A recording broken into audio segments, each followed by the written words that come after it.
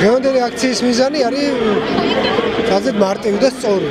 ის რომ თანამოაზრეები შევხვდეთ ერთმანეთს, ის რომ ხელისუფლებას დავანახოთ, რომ არსებობს ამ ქვეყანაში ძალა, რომელსაც გარკვეული ღირებულებები გააჩნია, რომელიც ქვეყნის დასავლურ განვითარებას უჭერს ხარს და რომელიც ყოველთვის მზად არის, რომ დააფიქსიროს კონკრეტული პროტესტი ხელისუფლების იმ ნაბიჯების მიმართ, რომელსაც არ ეთანხმება. ასეთი არის ბევრი.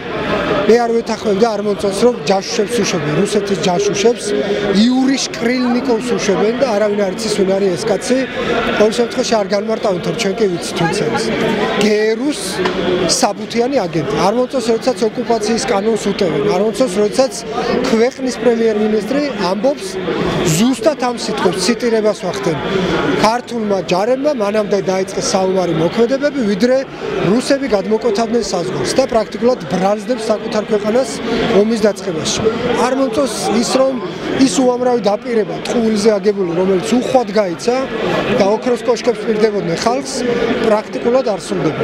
აი ამ ყველაფერს ნორმალურად, ცივილიზებულად ქვების, ხელკეტების, ფარების, გალიების გარეშე გამოვხატავ და ასევე ცივილიზებულად შევქმნით პრეცედენტს, რომ ოპოზიცია შეიძლება ნორმალურად მოიქცეს ქუჩაში.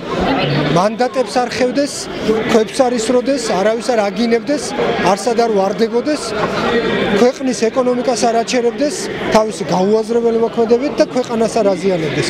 არამედ კონკრეტულად გამოხატავდეს თავის პოზიციას.